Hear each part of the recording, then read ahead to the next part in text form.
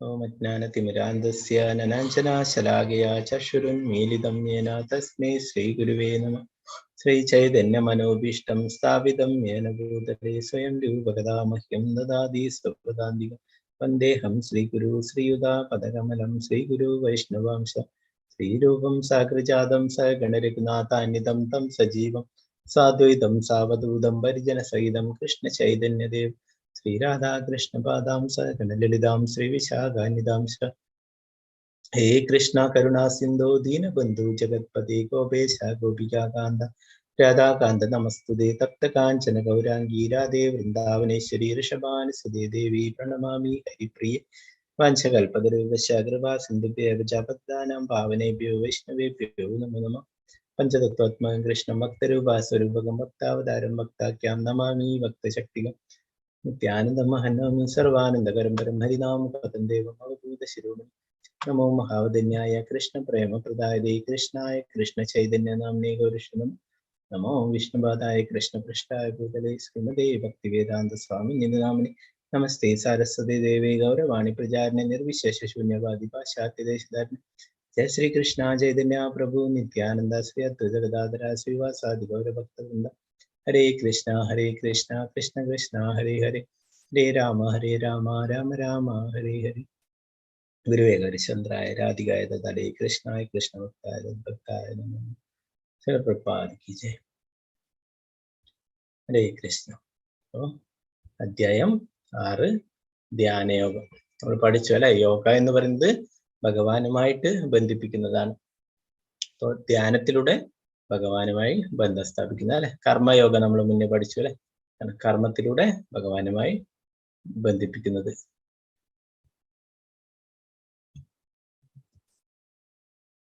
Mataji screen കാണാലോ അല്ലെ. ഹരേ കൃഷ്ണ. ഹരേ കൃഷ്ണ പ്രഭുജി, കാണാം. ഓക്കെ, ഹരേ കൃഷ്ണ.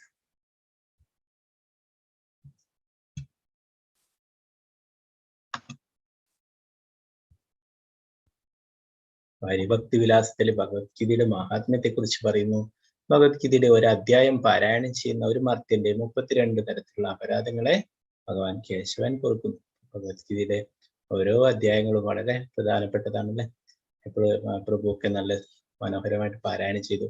നിങ്ങൾക്കൊക്കെ താല്പര്യമുള്ളവർക്കൊക്കെ ഭഗവത്ഗീത ശ്ലോക ചാൻഡിങ് ഗ്രൂപ്പ് ഉണ്ട്. അപ്പൊ നിങ്ങൾക്ക് താല്പര്യം ഉണ്ടെങ്കിൽ നമ്മുടെ ഈ 9 PM ഗ്രൂപ്പിന്റെ നിങ്ങൾ പറഞ്ഞു കഴിഞ്ഞാൽ നിങ്ങൾക്ക് അവസരം തരും. 8:30 മുതൽ തുടങ്ങും ശ്ലോക ചാൻഡിങ്. വലിയ അധ്യായങ്ങളാകുമ്പോൾ 8:15 മുതൽ ഉണ്ടാവും. നിങ്ങൾ പറഞ്ഞു കഴിഞ്ഞാല് ദിവ്യ മാതാജി നിങ്ങളുടെ പേര് നോട്ട് ചെയ്യും, നിങ്ങൾക്ക് അവസരം തരും. താല്പര്യമുള്ളവർക്കൊക്കെ ചൊല്ലാം, അതിന്റെ വിവർത്തനവും വായിക്കാം. ഹരേ കൃഷ്ണ. ശ്രീ ഭഗവാനുവാച അനാശ്രിത കർമ്മ ഫലം കാര്യം കർമ്മ കരോതിയ സസന്യാസി ച യോഗി ച നിരഗ്നിർന ചാക്രിയ. ശ്രീ ഭഗവാൻ പറഞ്ഞു, കർമ്മത്തിന്റെ ഫലത്തിൽ ആസക്തിയില്ലാത്ത ധാർമ്മിക ബാധ്യത എന്ന നിലയിൽ കർമ്മം ചെയ്യുന്ന ആളാണ് സന്യാസി. അയാളാണ് യഥാർത്ഥ യോഗി, അല്ലാതെ അഗ്നിഹോത്രം ഉപേക്ഷിച്ചവനോ കടമ നിർവഹിക്കാത്തവനോ അല്ല. അപ്പോ നേരത്തെ അധ്യായത്തിലൊക്കെ ഭഗവാൻ പറഞ്ഞു അല്ലെ, കർമ്മം നമ്മൾ ചെയ്യുക, അതിന്റെ ഫലത്തില് ആസക്തി ഇല്ലാതിരിക്കുക അല്ലെ. അതിന്റെ ഫലം എന്താണ്, തോൽവിയോ ജയമോ എന്താണ്, അതിനെക്കുറിച്ച് നമ്മൾ ചിന്തിക്കാതിരിക്കുക അല്ലെ. വീണ്ടും പറയുന്നു, എന്താണ്, കർമ്മത്തിന്റെ ഫലത്തില് ആസക്തിയില്ലാതെ ധാർമ്മിക ബാധ്യത എന്ന നിലയിൽ കർമ്മം ചെയ്യുന്ന ആളാണ് യഥാർത്ഥ സന്യാസി എന്ന് പറയുന്നത്. അയാൾ തന്നെയാണ് യഥാർത്ഥ യോഗിയും എന്ന് പറയുന്നത്, അല്ലാതെ അഗ്നിഹോത്രം ഉപേക്ഷിച്ചവനോ കടമ നിർവഹിക്കാത്തവനോ അല്ല എന്ന് പറയുന്നു.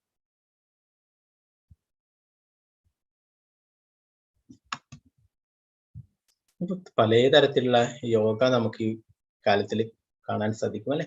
എല്ലായിടത്തും എല്ലാ മാധ്യമങ്ങൾ വഴിയും ഒക്കെ വളരെ എന്താണ് പ്രചരണങ്ങൾ ചെയ്യുന്നതാണ് യോഗയെ കുറിച്ചിട്ടല്ല. വലിയൊരു ബിസിനസ് തന്നെയാണെന്ന് പറയുന്നത്. കോടിക്കണക്കിന് ബിസിനസ് വരുമാനം ഉണ്ടാക്കുന്ന ഒരു എന്താണ് പരിപാടിയായിട്ട് മാറിയിട്ടുണ്ട് ഈ കലിയുഗത്തിൽ യോഗ എന്ന് പറഞ്ഞിട്ടുള്ളത്.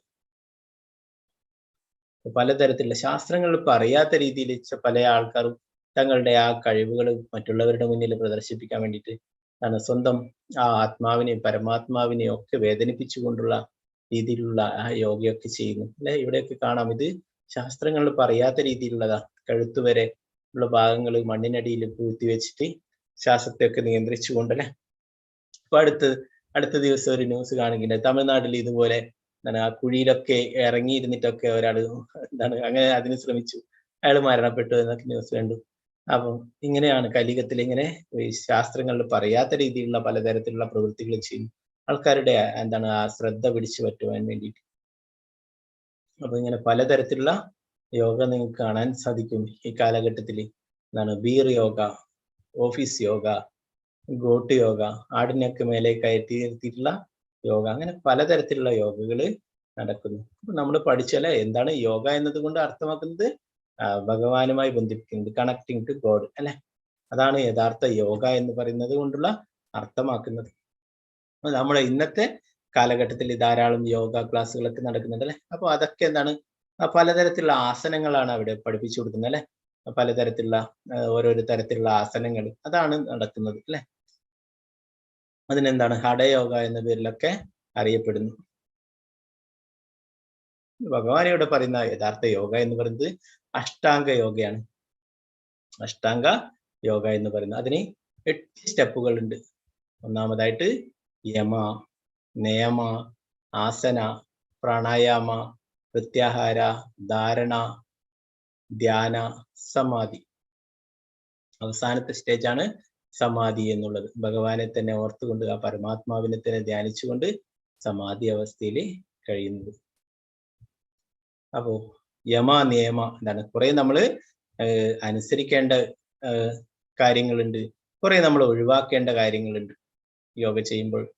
പിന്നെന്താണ് പിന്നീട് ആസനം, നമ്മളൊരു അങ്ങനെ ഒരു ആസനം ഒരുക്കേണ്ടതായിട്ട് ഇതിൽ വിവരിക്കുന്നുണ്ട്. അതിനെ കുറിച്ചൊക്കെ എന്താണ് ഒരു വിജനമായ സ്ഥലത്ത് പോയിട്ട് അവിടെ കുശപ്പല്ല് വിരിച്ച് അതിന്റെ മേലെ മാൻതോല് വിരിച്ച് അങ്ങനെയൊക്കെ ചെയ്യാൻ വേണ്ടിയിട്ട്. ഈ കലിയുഗത്തിൽ അതൊക്കെ പ്രയാസമാണ് അല്ലെ. മാൻതോലിനൊക്കെ പോയി കഴിഞ്ഞാൽ ഫോറസ്റ്റുകാരൊക്കെ നമ്മളെ പിടിച്ചു കൊണ്ടുപോകും. പിന്നെന്താണ് പ്രാണായാമം, ശ്വാസത്തെയൊക്കെ നിയന്ത്രിക്കുന്ന അല്ലെ. പിന്നെ പ്രത്യാഹാര, നമ്മുടെ ഇന്ദ്രിയങ്ങളൊക്കെ ഇന്ദ്രിയ വിഷയങ്ങളിൽ നിന്ന് പിൻവലിക്കുന്നത്. ധാരണ, നമുക്ക് ആ ഒരു എന്താണ് വ്യക്തമായ ഒരു ധാരണ. പിന്നെ ധ്യാന, നമ്മൾ ആ പരമാത്മാവിനെ തന്നെ ധ്യാനിക്കും. പിന്നെ സമാധി അവസ്ഥ, ആ പരമാത്മാവിനെ തന്നെ ധ്യാനിച്ചുകൊണ്ട് എന്താണ് യാതൊരു ആദിയുമില്ലാത്ത അവസ്ഥ അല്ലെ. ഒന്നും മറ്റുള്ള ഭൗതിക ഒന്നും ശ്രദ്ധ കൊടുക്കാത്ത ആ പരമാത്മാവിൽ തന്നെ ശ്രദ്ധ കേന്ദ്രീകരിച്ചിട്ടുള്ള അവസ്ഥ അല്ലെ. സമാധി എന്ന് പറയുന്നത് എന്താണ്? നമ്മൾ പലപ്പോഴും കേൾക്കുന്ന സമാധി എന്താണ്, ആ ഒരാളുടെ ആത്മാവ് ആ ശരീരം എന്താണ് ഉപേക്ഷിക്കുന്ന അവസ്ഥയാണ് അല്ലെ. എന്താണ് സമാധി അവസ്ഥ എന്ന് പറയും.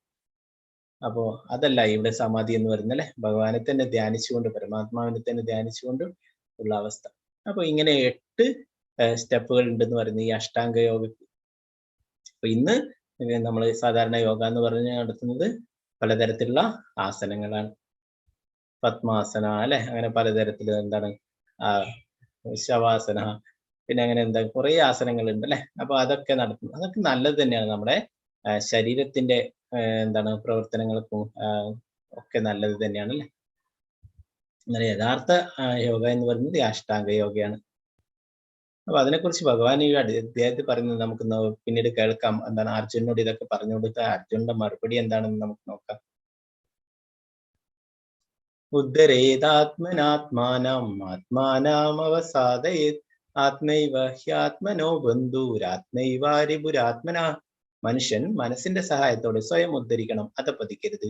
ബുദ്ധനായ ആത്മാവിന് തന്റെ മനസ്സത്രേ ബന്ധു, അത് തന്നെയാണ് ശത്രു. ഇവിടെ ഭഗവാൻ മനസ്സിനെ കുറിച്ച് പറയുന്നു. എന്താണ്? നമ്മുടെ മനസ്സ് ആണ് നമ്മുടെ ബന്ധു, അത് തന്നെയാണ് നമ്മുടെ ശത്രു എന്ന് പറയുന്നു. നമ്മുടെ ശത്രുക്കൾ വേറെ എവിടെയും പുറത്തല്ല അല്ലെ. നമ്മുടെ ശത്രു നമ്മുടെ ഉള്ളിൽ തന്നെയാണുള്ളത്. നമ്മുടെ മനസ്സാണ് നമ്മുടെ ശത്രു എന്ന് പറയുന്നത്. നമുക്ക് കാണാം പലരും പോയിട്ട് എന്താണ് ക്ഷേത്രങ്ങളിലൊക്കെ പോയിട്ട് ശത്രു സംഹാര പുഷ്പാഞ്ജലി അങ്ങനെയൊക്കെ പറഞ്ഞിട്ട് കുറെ വഴിപാടൊക്കെ ചെയ്യല്ലേ. ശത്രു എവിടെയുള്ളതെന്ന് ഭഗവാൻ ഇപ്പം പറയുന്നത് നമ്മുടെ മനസ്സാണ് ശത്രു എന്ന് പറയുന്നത് അല്ലെ. അപ്പൊ നമ്മുടെ മനസ്സ് തന്നെയാണ് നമ്മൾ ശരിയാക്കി എടുക്കേണ്ടത് അല്ലെ. നമ്മുടെ ശത്രു എന്ന് പറയുന്നത് നമ്മുടെ മനസ്സാണ്. പിന്നെ നമ്മുടെ മനസ്സ് നമ്മുടെ ബന്ധുവുമാണ്. അപ്പൊ നമ്മുടെ ഓരോരോ എന്താണ് നെഗറ്റീവായിട്ടുള്ള കാര്യങ്ങളൊക്കെ ചിന്തിക്കുമ്പോൾ നമ്മുടെ മനസ്സ് നമ്മുടെ ശത്രുവായി മാറുന്ന അല്ലെ. നമ്മൾ നല്ല കാര്യങ്ങൾ സാത്വികമായിട്ടുള്ള കാര്യങ്ങളൊക്കെ ചെയ്യുമ്പോൾ നമ്മുടെ മനസ്സ് നമ്മുടെ ബന്ധുവും ആയിത്തീരും. നമ്മുടെ ശത്രുക്കള് വേറെ എവിടെയല്ല, പുറത്തല്ല, നമ്മുടെ ഉള്ളിൽ തന്നെയാണ് ഉള്ളത് നമ്മുടെ ശത്രു. മനസ്സ് തന്നെയാണ് ഉറ്റ സുഹൃത്ത്. അത് തന്നെയാണ് ശത്രു നമ്മുടെ. ബന്ധുരാത്മാത്മനസ്തസ്യ യേനാത്മൈവാത്മനാജിത അനാത്മാനസ്തു ശത്രുത്തേ വർത്തതോ ആത്മൈവ ശത്രുവ. മനസ്സിനെ ജയിച്ചവന് മനസ്സ് തന്നെയാണ് ഉറ്റ സുഹൃത്ത്. അതിന് കഴിയാത്തവനാവട്ടെ മനസ്സ് പരമ ശത്രുവുമായിരിക്കും. നമ്മുടെ മനസ്സിനെ ജയിച്ചവന് മനസ്സാണ് ഉറ്റ സുഹൃത്ത് എന്ന് പറയുന്നത്. അതിന് കഴിയാത്തവർക്ക് മനസ്സ് പരമ ശത്രുവുമാണെന്ന് പറയുന്നു. നമ്മുടെ മനസ്സ് എപ്പോഴും സാത്വികമായിട്ടുള്ള കാര്യങ്ങളിലൊക്കെ ഏർപ്പെടുക്കുക, അല്ലെ? പോസിറ്റീവായിട്ടുള്ള കാര്യങ്ങളൊക്കെ, നെഗറ്റീവായിട്ടുള്ള കാര്യങ്ങൾ അങ്ങനെയുള്ള അതിലേക്കൊന്നും നമ്മുടെ മനസ്സിനെ കൊണ്ടുപോകാതിരിക്കുക. ജിതാത്മാന പ്രശാന്തസ്യ പരമാത്മാ സമാഹിത ശീതോഷ്ണ സുഖ ദുഃഖേഷു തഥാ മാനാപമാനയോ. മനസ്സിനെ കീഴടക്കിയവൻ ശാന്തി നേടുകയാൽ പരമാത്മാവിനെ പ്രാപിച്ചു കഴിഞ്ഞു. അങ്ങനെയുള്ള ആൾക്ക് തണുപ്പും ചൂടും സുഖവും ദുഃഖവും മാനവും അപമാനവും എല്ലാം ഒന്നുപോലെ തന്നെ. അപ്പോ മനസ്സിനെ കീഴടക്കിയ ആൾക്ക് അവര് എപ്പോഴും ആ സമാധി അവസ്ഥയിൽ ഭഗവാനെ പരമാത്മാവിനെ എപ്പോഴും ധ്യാനിച്ചുകൊണ്ടേയിരിക്കുന്നത്, അല്ലെ? അങ്ങനെയുള്ള ആൾക്ക് സുഖവും ദുഃഖവും ചൂടും തണുപ്പും മാനവും അപമാനവും ഇതൊന്നും അവരെ ബാധിക്കുന്നില്ല. എല്ലാം ഒന്നുപോലെ തന്നെ. അവര് അതിലൊന്നും അസ്വസ്ഥരാകുന്നില്ല. നമ്മുടെ പ്രഭുപാദരെ കുറിച്ച് തന്നെ പറഞ്ഞു കഴിഞ്ഞാൽ, പ്രഭുപാദര് അമേരിക്കയിൽ പോയിട്ട് അവിടെ കൊടും ശൈത്യമാണ്. അപ്പോഴും പ്രഭുപാദര് ഒരു കാവ്യ വസ്ത്രമൊക്കെ എടുത്തിട്ട് ഒരു ഷോള് പുതച്ചുകൊണ്ട് നടക്കുന്നുണ്ടായിരുന്നു. ആ പ്രഭുപാദർക്ക് മുന്നേ ഭക്തിസിദ്ധാന്ത സരസ്വതിയുടെ ശിഷ്യന്മാരൊക്കെ പോയിട്ട് അവരൊക്കെ അവിടെയുള്ള രീതിയിൽ വേഷങ്ങളൊക്കെ ധരിച്ച് നടക്കുന്നു. പ്രഭുപാദർ അതിനെയൊക്കെ സഹിച്ചുകൊണ്ട്, അതുപോലെ തന്നെ വൃന്ദാവനത്തിലും മായാപ്പൂരിലൊക്കെ തണുപ്പ് കാലം ഉണ്ടാവും, വളരെ തണുപ്പുള്ള സമയം. അപ്പോഴും ഒക്കെ ആ ഗംഗയിലും യമുനയിലൊക്കെ പോയിട്ട് കുളിക്കും. അങ്ങനെ ഉള്ള കാര്യങ്ങളൊക്കെ ചെയ്യുന്ന അങ്ങനെയുള്ള സാധുക്കളൊക്കെ ഇവിടെ നമുക്ക് കാണാൻ സാധിക്കുന്നത് ഹരിദാസ് ഠാക്കൂറാണ്. നമ്മൾ ഇന്നലെ ബ്രഹ്മവിമോഹന ലീലയൊക്കെ പറഞ്ഞല്ലേ. അപ്പൊ ആ ബ്രഹ്മാവ് തന്നെയാണ് ഹരിദാസ് ഠാക്കൂറായിട്ട് കലിയുഗത്തിൽ അവതരിച്ചിട്ടുള്ളത്. അപ്പോ ഹരിദാസ് ഠാക്കൂറിന് ധാരാളം പ്രശ്നങ്ങൾ ഇന്നലെ പറഞ്ഞല്ലേ. നമ്മൾ ജയിലിൽ പോയി പിടിച്ചുകൊണ്ടിട്ട് ചാട്ടുവാറ് കൊണ്ട് 22 മാർക്കറ്റിലുകൾ അടിച്ചല്ല, അല്ലെ? അപ്പൊ അതുപോലെ തന്നെ ആ ഹരിദാസ് ഠാക്കൂറിന്റെ അടുത്ത് ആ ഒരു രാമചന്ദ്രകാൻ എന്ന് പറയുന്ന ഒരു ഭരണാധികാരി ഒരു സ്ത്രീയെ അവിടെ അയച്ചിട്ടുണ്ടായിരുന്നു. ഈ ഹരിദാസ് ഠാക്കൂർ ജപിക്കുന്നതിൽ നിന്നും അദ്ദേഹത്തെ അത് നിർത്തിക്കാനായിട്ട്, അതിൽ നിന്ന് പിന്തിരിപ്പിക്കാനായിട്ട് ഒരു സ്ത്രീയെ അവിടേക്ക് അയക്കുകയുണ്ടായി. അങ്ങനെ ഹരിദാസ് ഠാക്കൂറിന്റെ അടുത്തേക്ക് ആ സ്ത്രീ പോവുകയുണ്ടായി. ഹരിദാസ് ഠാക്കൂർ ആ നാമം ജപിച്ചുകൊണ്ടേയിരുന്നു. അപ്പോൾ ആ സ്ത്രീയെ പറഞ്ഞു, എനിക്ക് അങ്ങേ ഇഷ്ടമാണ്, അപ്പോ അതിനാണ് ഞാൻ ഇവിടെ വന്നിട്ടുള്ളത് എന്നൊക്കെ പറയുകയുണ്ടായി. ഹരിദാസ് ഠാക്കൂർ പറഞ്ഞു, ഞാൻ ഒരു ദിവസം 3 ലക്ഷം തവണ ഭഗവാന്റെ തിരുനാമം ജപിക്കും, അത് കഴിഞ്ഞിട്ട് നിന്റെ കാര്യങ്ങൾ ഡിസ്കസ് ചെയ്യാമെന്ന് പറയുകയുണ്ടായി. അപ്പൊ അത് പ്രകാരം ആ സ്ത്രീ അവിടെ കാത്തിരുന്നു കുറെ സമയം. 3 ലക്ഷം തവണ നാമം ജപിച്ചു തീരണം, അല്ലെ? അതിന് കാത്തിരുന്ന് രാത്രിയിലായപ്പോൾ ആ സ്ത്രീ പോയി നാളെ വരാമെന്ന് പറഞ്ഞിട്ട്.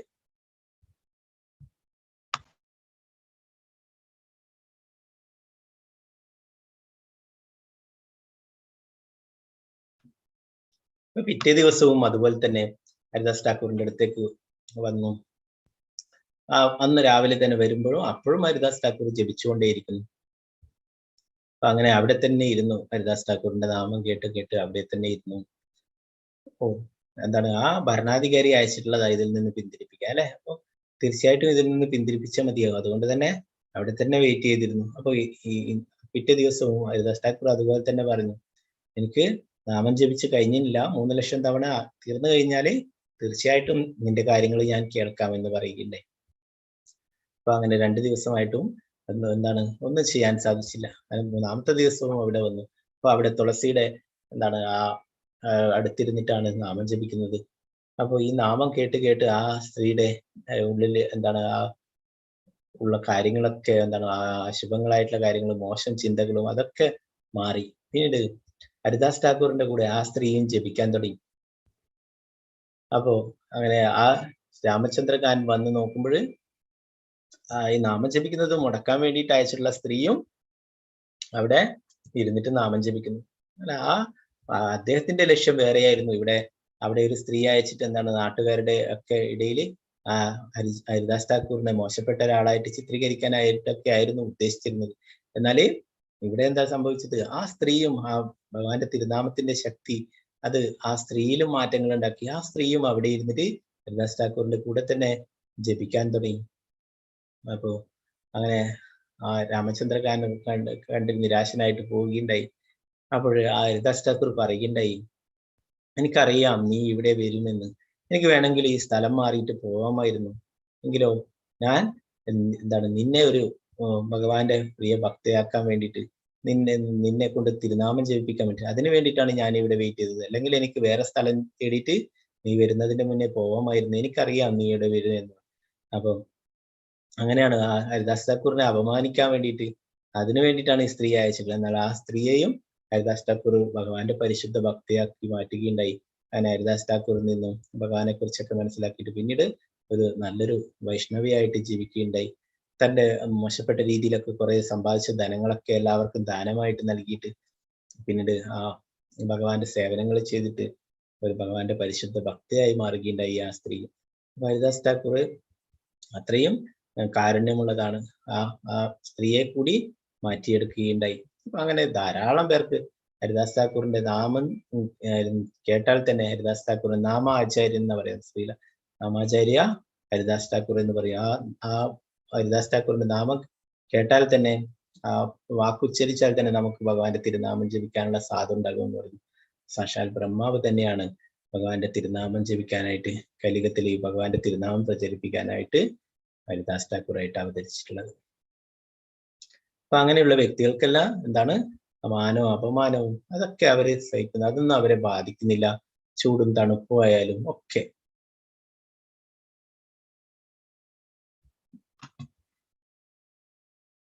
ജ്ഞാന വിജ്ഞാന തൃപ്താത്മാ കൂടസ്ഥോ വിജിതേന്ദ്രിയ യുക്ത ഇത്യുച്ഛതേ യോഗി സമലോഷ്ടാശ്മ കാഞ്ചന.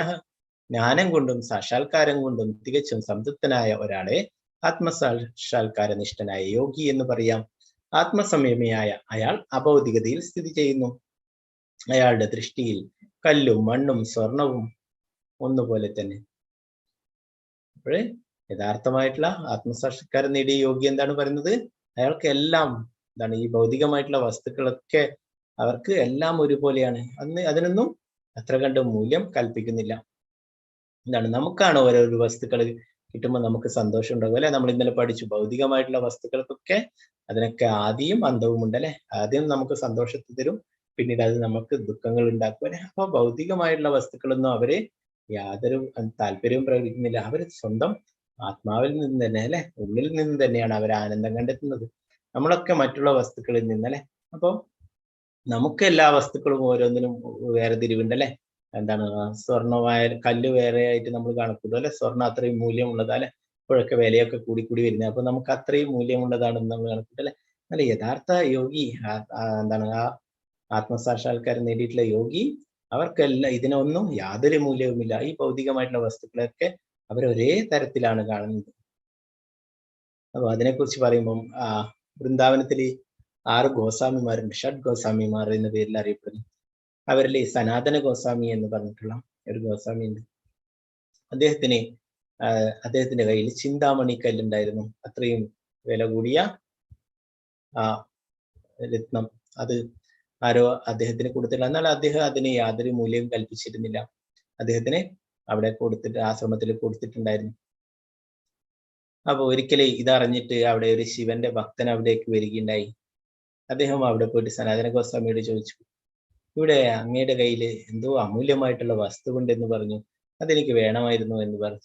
അദ്ദേഹം സനാതന ഗോസ്വാമി അദ്ദേഹത്തോട് പറഞ്ഞു, ഇതാ അവിടെ കിടക്കുന്നുണ്ട്, ആ മൂലയില് അവിടെ ആ വേസ്റ്റിന്റെ അകത്ത് ഇട്ടിട്ടുണ്ട്, നീ എടുത്തോളൂ എന്ന് പറഞ്ഞു. അവിടെ ചവറകൂനയിലൊക്കെ അവിടെ ഇട്ടിട്ടുണ്ടായിരുന്നു. അപ്പൊ അതിൽ നിന്ന് തെരഞ്ഞിട്ട് അദ്ദേഹം അത് എടുത്തുകൊണ്ട് പോയി. അപ്പൊ അദ്ദേഹത്തിന് വളരെ സന്തോഷമായി. അങ്ങനെ നടന്നു പോകുന്നതിനിടയിൽ അദ്ദേഹം ചിന്തിച്ചു, ഇത്രയും അമൂല്യമായിട്ടുള്ള വസ്തു അതവിടെ വെറും അവിടെ കുപ്പത്തൊട്ടിയിൽ കളഞ്ഞിരിക്കുന്നു, ആ വേസ്റ്റിലിട്ടിരിക്കുന്നു. അപ്പോഴേ ഇതിന് ഒരു മൂല്യവുമില്ലേ? അപ്പൊ ഇതിലും അമൂല്യമായിട്ടുള്ള എന്തോ ഒരു വസ്തു അദ്ദേഹത്തിന്റെ കയ്യിലുണ്ട്, അതുകൊണ്ടാണ് ഇത് കളഞ്ഞിരിക്കുന്നത്. ഇതിലും മൂല്യമുള്ള എന്തോ ഒരു വസ്തു അദ്ദേഹത്തിന്റെ കയ്യിലുണ്ട് എന്ന് പറഞ്ഞു. വീണ്ടും തിരിച്ച് ആ ഭക്തൻ അവിടേക്ക് പോവുകയുണ്ടായി.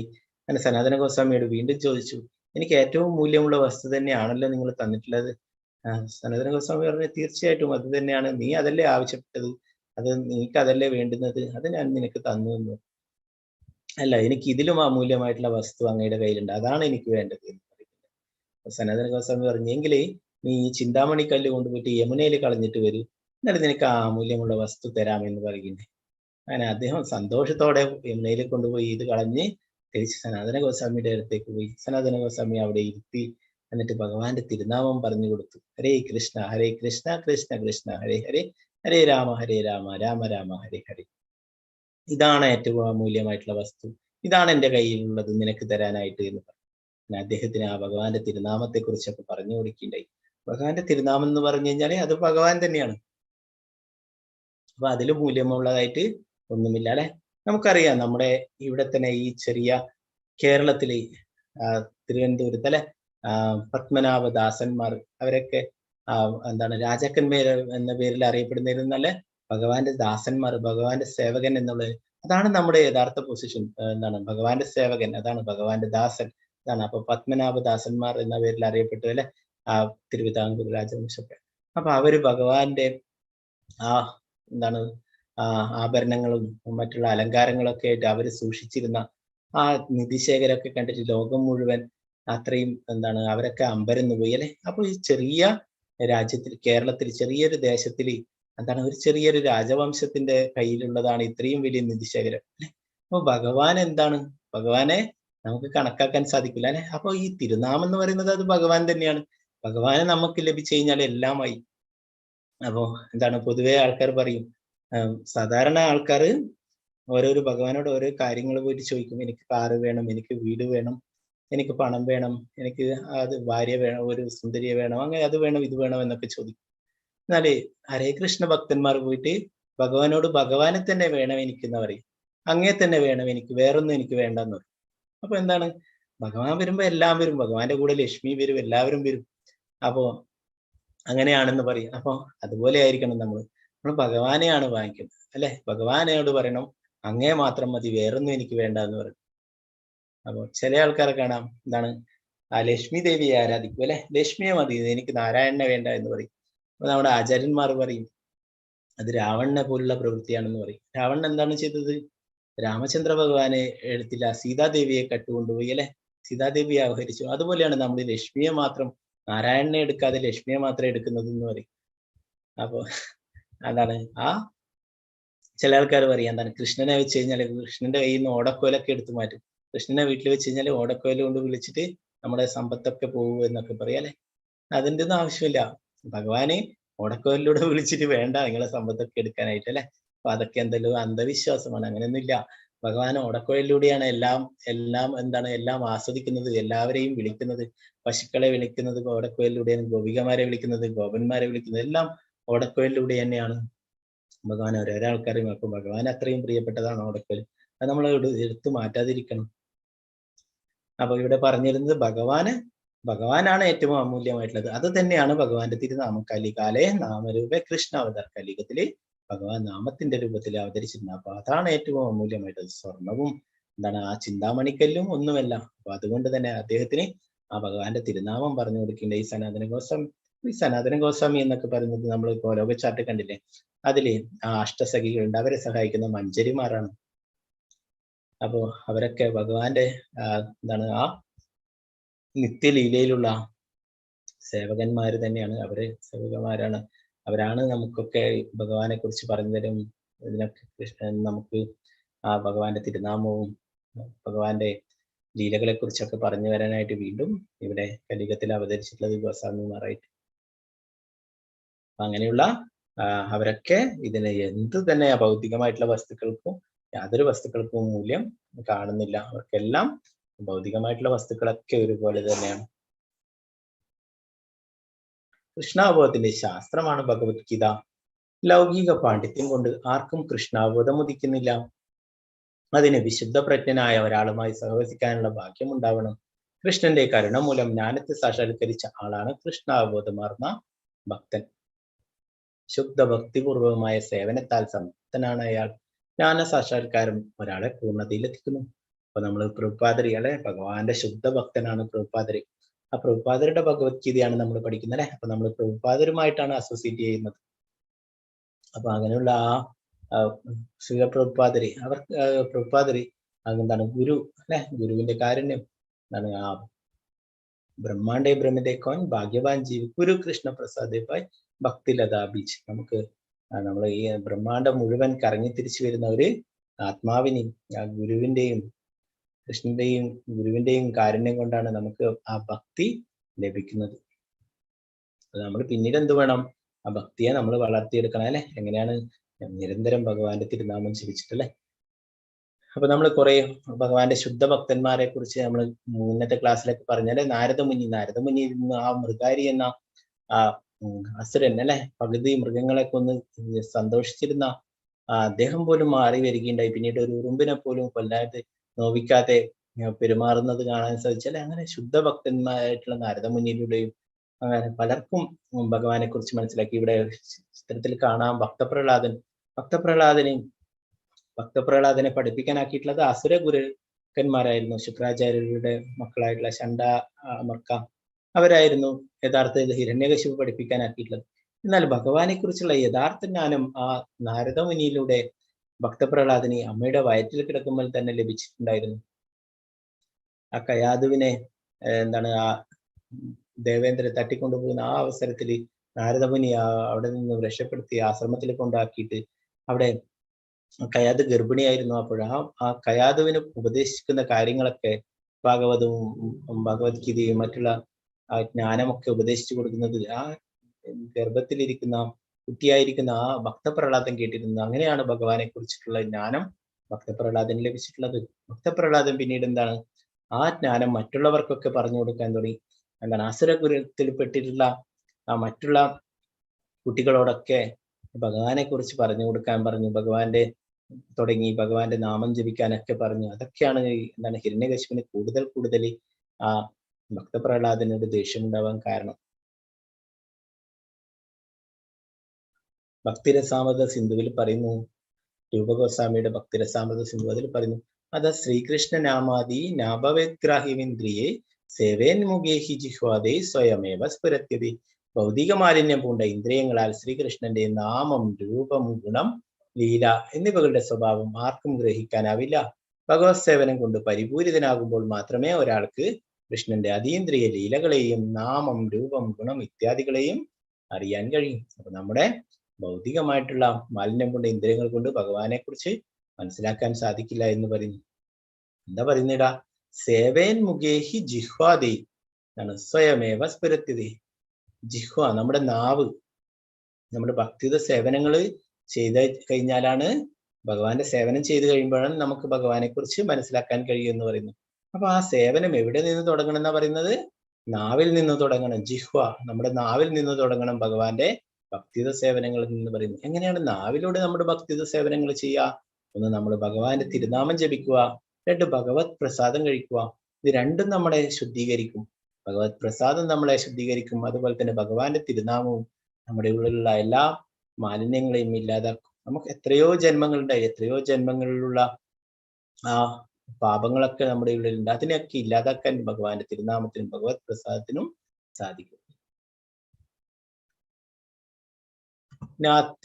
ജ്ഞാത്യസ്നതസ്തു യോഗോസ്തി നൈകാന്ത മനസ്നദാഃ ന ജാതി സ്വപ്നശീലസ്യ ജാഗ്രതോ നൈവ ചാർജുന. അർജുന, വളരെ കുറച്ചു മാത്രം ഭക്ഷിക്കുന്നവർക്കും ഏറെ ഭക്ഷിക്കുന്നവർക്കും ഉറക്കമില്ലാത്തവർക്കും വേണ്ടതിലേറെ ഉറങ്ങുന്നവർക്കും യോഗിയാവാൻ കഴിയില്ല. അപ്പൊ നേരത്തെ പറഞ്ഞല്ലേ യോഗയെ കുറിച്ചുള്ള കാര്യങ്ങൾ. അപ്പൊ അതിന് വേണ്ട കുറെ കാര്യങ്ങളുണ്ട്. അപ്പൊ അത് ചെയ്യുമ്പോൾ നമ്മൾ പാലിക്കേണ്ട കുറെ കാര്യങ്ങളുണ്ട് അല്ലെ. അപ്പൊ ഇവിടെ ഭഗവാൻ പറഞ്ഞു കൊടുക്കുന്നു, വളരെ കൂടുതൽ ഭക്ഷിക്കുന്നവർക്കും, പിന്നെ എന്താണ്, കുറച്ചു മാത്രം ഭക്ഷിക്കുന്നവർക്കും, പിന്നെ കൂടുതൽ ഉറങ്ങുന്നവർക്കും ഉറക്കമില്ലാത്തവർക്കും, അവർക്കൊന്നും ഒരിക്കലും യോഗിയാവാൻ സാധിക്കില്ല എന്ന് പറയും. നമുക്ക് തന്നെ അറിയാമല്ലേ, അമിതമായിട്ട് ഫാസ്റ്റ് ഫുഡൊക്കെ കഴിച്ചു കഴിഞ്ഞാൽ എന്താണ്, പലതരത്തിലുള്ള രോഗങ്ങളൊക്കെ വരും. യുക്താഹാര വിഹാരസ്യ യുക്തചേഷ്ടസ്യ കർമ്മസു യുക്ത സ്വപ്നാവബോധസ്യ യോഗോ ഭവതി ദുഃഖഃ. ആഹാരം, നിദ്ര, വിഹാരം, പ്രവൃത്തി എന്നിവയിൽ നിയന്ത്രണം പാലിക്കുന്നവന് യോഗ പരിശീലനം കൊണ്ട് സർവ്വ ദുഃഖങ്ങളും അകറ്റാൻ കഴിയും. യോഗ പരിശീലിക്കുന്ന ആള് ഇതിലൊക്കെ നിയന്ത്രണം വേണം. ആഹാരം, നിദ്ര, വിഹാരം, പ്രവൃത്തി ഇവയിലൊക്കെ നിയന്ത്രണം പാലിക്കുകയാണെങ്കിൽ യോഗ പരിശീലനം കൊണ്ട് സർവ്വ ദുഃഖങ്ങളെ അകറ്റാൻ കഴിയുമെന്ന് പറയും. യോമാം പശ്യതി സർവത്ര സർവം ച മയി പശ്യതി തസ്യാഹം ന പ്രണശ്യാമി സചമേന പ്രണശ്യതി. എവിടെയും ഞാൻ കുടികൊള്ളുന്നതായും എല്ലാം എന്നിൽ അടങ്ങുന്നതായും കാണുന്നവനെ ഞാൻ ഒരിക്കലും നഷ്ടപ്പെടുകയില്ല, എനിക്ക് അവനും നഷ്ടപ്പെട്ടു പോവില്ല. ഭഗവാനോട് പറയുന്നു, എന്താണ് എല്ലാറ്റിലും എവിടെയും ഭഗവാൻ കുടികൊള്ളുന്നതായിട്ടല്ലേ, എല്ലാം ഭഗവാനിൽ അടങ്ങുന്നതായും കാണുന്നവനെ ഒരിക്കലും നഷ്ടപ്പെടുകയില്ല ഭഗവാൻ എന്ന് പറയുന്നു, എനിക്ക് അവനും നഷ്ടപ്പെട്ടു പോവില്ല എന്ന് പറയുന്നു. അപ്പോ അങ്ങനെയുള്ള ഭഗവാന്റെ പരിശുദ്ധ ഭക്തനാണ് ആ ഭക്തപ്രഹ്ലാദൻ. കൃഷ്ണാവബോധം ഉദിച്ച ഒരു വ്യക്തി ഭഗവാനെ എവിടെയും ദർശിക്കുന്നു, എല്ലാം കൃഷ്ണനിൽ അധിവസിക്കുന്നു എന്ന് കാണുന്നു. അങ്ങനെയുള്ള ഒരു വ്യക്തി ഭൗതിക പ്രകൃതിയുടെ ആവിഷ്കാരങ്ങളെയെല്ലാം കൃഷ്ണശക്തിയുടേതാണെന്ന് മനസ്സിലാക്കുന്നു. അതിനാൽ അവ ഓരോന്ന് കാണുമ്പോഴും അയാൾ കൃഷ്ണനെ കുറിച്ച് ബോധവാനാണ്. കൃഷ്ണനെ കൂടാതെ ഒന്നിനും നിലനിൽക്കാനാവില്ല. കൃഷ്ണനാണ് എല്ലാറ്റിന്റെയും നാഥൻ. ഇതാണ് കൃഷ്ണാവബോധത്തിന്റെ മൗലിക സിദ്ധാന്തം.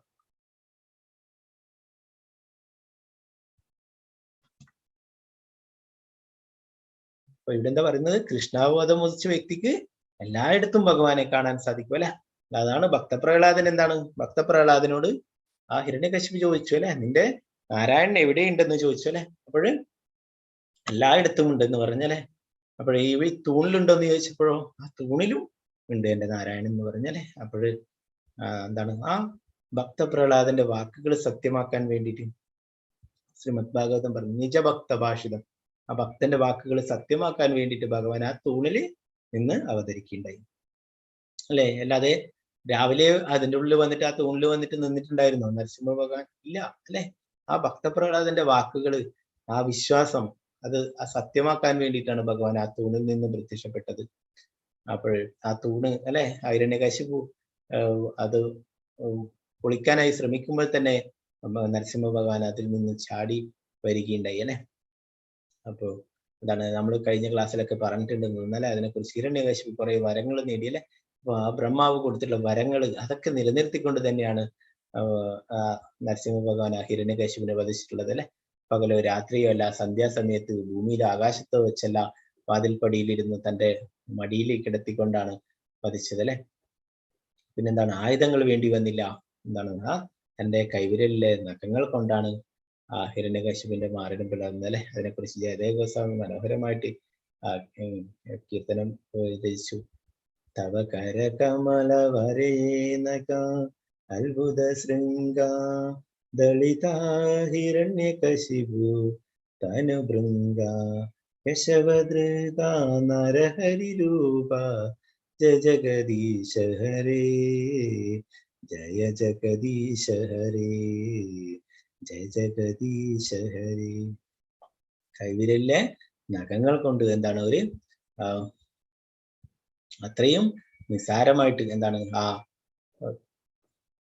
ഹിരണ്യകശിപുവിന്റെ ആ മാറിടം പിളർക്കുകയുണ്ടായി. അപ്പൊ ഭഗവാന് എന്താണ് വധിക്കണം എന്ന് വിചാരിച്ചു കഴിഞ്ഞാൽ ആയുധങ്ങളൊന്നും വേണ്ട അല്ലെ. അപ്പോ ഭഗവാന്റെ ആ കൈവിരലിലെ നഖങ്ങൾ കൊണ്ട് തന്നെ, ഭഗവാന്റെ കയ്യിൽ, നരസിംഹ ഭഗവാന്റെ കയ്യിൽ എല്ലാ ആയുധങ്ങളും നിങ്ങൾക്ക് കാണാം അല്ലെ പിക്ചറിൽ.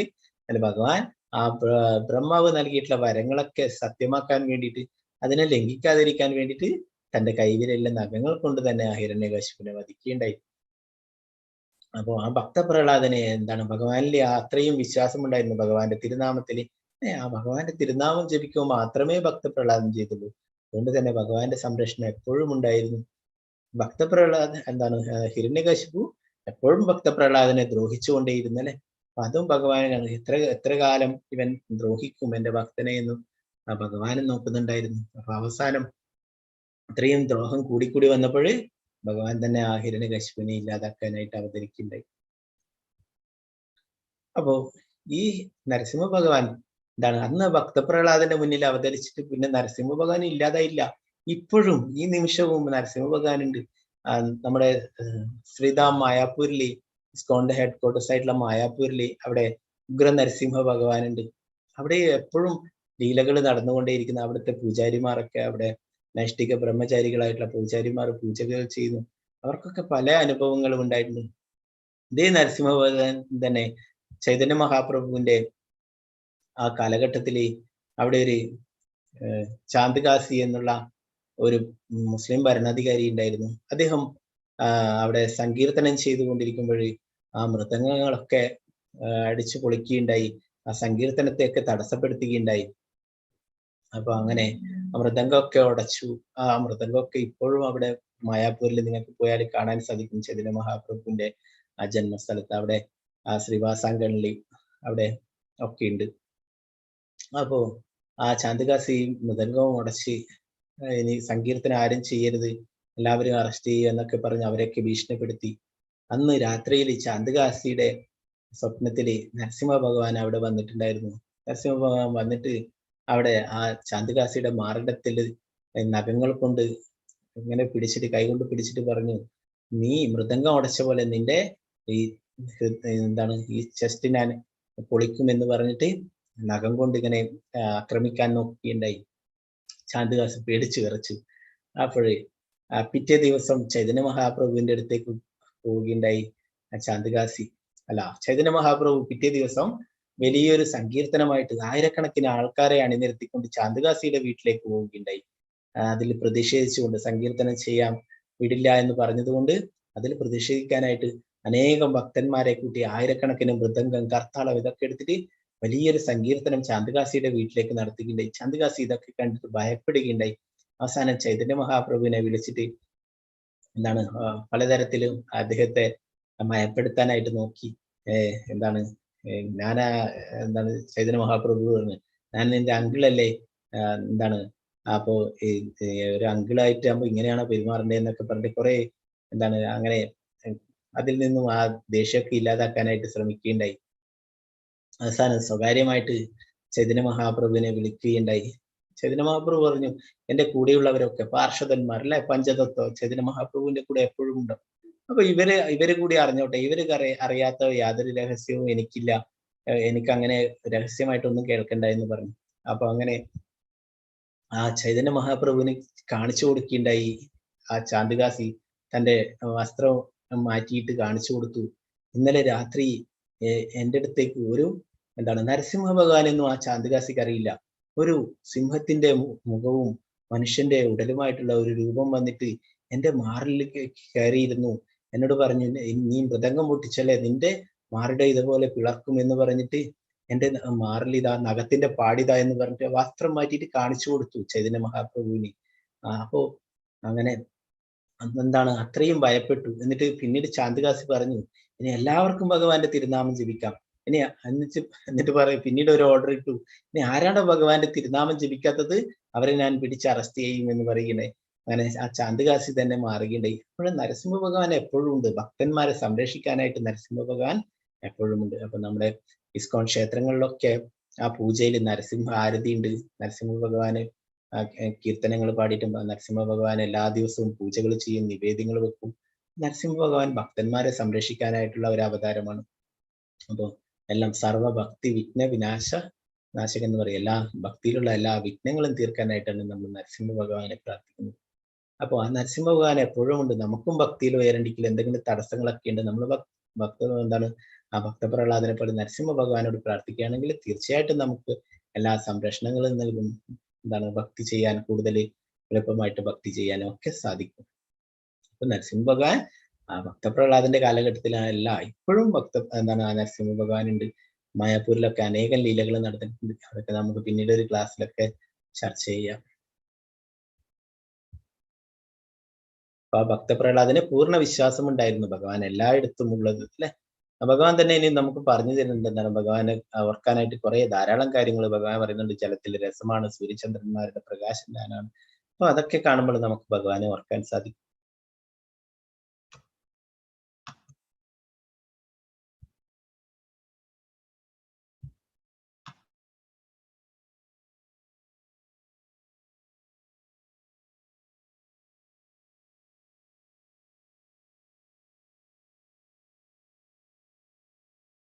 ഭഗവാനെ നേരത്തെ നാം പറഞ്ഞാലേ നമ്മുടെ ഭൗതിക ഇന്ദ്രിയങ്ങൾ കൊണ്ട് നമുക്ക് ഭഗവാനെ ദൃശ്യനാവില്ല. അപ്പൊ ഇവിടെ ബ്രഹ്മസംഹിതയിൽ ബ്രഹ്മാവ് പറയുന്നു, പ്രേമാഞ്ജന ചുരിത ഭക്തി വിലോചനേന സന്ത സദൈവ ഹൃദയേഷു വിലോകയന്തി യം ശ്യാമസുന്ദരമചിന്യ ഗുണസ്വരൂപം ഗോവിന്ദമാദി പുരുഷം തമഹം ഭജാമി. ഭക്തന്റെ പ്രേമാഞ്ജനം എഴുതിയ കണ്ണുകൾക്ക് എപ്പോഴും ദൃശ്യനായിട്ടുള്ള ആദിപുരുഷനായ ഗോവിന്ദനെ ഞാൻ ഭജിക്കുന്നു. ഭക്തഹൃദയത്തിൽ അത്രേ തന്റെ ശാശ്വതമായ ശ്യാമസുന്ദര രൂപത്തിൽ അവിടുന്ന് വാഴുന്നത്. അപ്പൊ നമുക്ക് ഭഗവാനെ എങ്ങനെ കാണാൻ സാധിക്കുന്ന പറയുന്നത് പ്രേമാഞ്ജന ചുരിത ഭക്തി വിലോചനം. എന്താണ്? നമ്മുടെ പ്രേമത്തിന്റെ അഞ്ജനം എഴുതിയ കണ്ണുകൾക്ക് എപ്പോഴും ദൃശ്യനാണെന്നാ പറയുന്നത്. നമ്മളപ്പോൾ ആ ഭഗവാനുമായിട്ട് പ്രേമഭക്തി ഉണ്ടാവണം. അതിനു വേണ്ടിയിട്ടാണ് ഭഗവാന്റെ തിരുനാമം ജപിക്കാൻ പറയുന്നത്. നമുക്കും ഭഗവാനുമായിട്ടൊരു ബന്ധമുണ്ടാവും അല്ലെ? അങ്ങനെ ആവുമ്പോ നമുക്ക് ഭഗവാനെ കാണാൻ സാധിക്കുന്നു. അപ്പോൾ എന്താണ് ഇവിടെ പറയുന്നു, ഭക്തഹൃദയത്തിൽ അത്രേ തന്റെ ശാശ്വതമായ ശ്യാമസുന്ദര രൂപത്തിൽ അവിടുന്ന് വാഴുന്നത്. അപ്പൊ ഭഗവാൻ ഭക്തന്മാരുടെ ഹൃദയത്തിൽ ശ്യാമസുന്ദര രൂപത്തിൽ വാഴുന്നു എന്ന് ബ്രഹ്മാവിയുടെ പറയുന്നു. അപ്പോ നമുക്കും അങ്ങനെ ഭക്തിയുടെ സേവനങ്ങൾ ചെയ്തിട്ട് ഭഗവാന്റെ തിരുനാമം ജപിക്കുകയാണെങ്കിൽ തീർച്ചയായിട്ടും നമുക്ക് ഭഗവാനെ കാണാൻ സാധിക്കും. ആ പ്രഭുപാദരുടെ അടുത്ത് ഒരാൾ ചോദിക്കുകയുണ്ടായി, പ്രഭുപാദ് അങ്ങ് ഭഗവാനെ കണ്ടിട്ടുണ്ടോ എന്ന് ചോദിച്ചു. പ്രഭുപാദ് പറഞ്ഞു, കണ്ടിട്ടുണ്ട് എന്ന് പറഞ്ഞു. എനിക്ക് കാണിച്ചു തരാൻ പറ്റുമോ എന്ന് ചോദിച്ചു. പ്രഭുപാദർ പറഞ്ഞു, നിനക്ക് കാണിച്ചു തരാൻ പറ്റും. എന്റെ കുറെ ശിഷ്യന്മാരുണ്ട് ഇവിടെ, അവർ ചെയ്യുന്ന കാര്യങ്ങളൊക്കെ നീയും ചെയ്യുകയാണെങ്കിൽ തീർച്ചയായിട്ടും നിനക്കും കാണിച്ചു തരാൻ പറ്റും.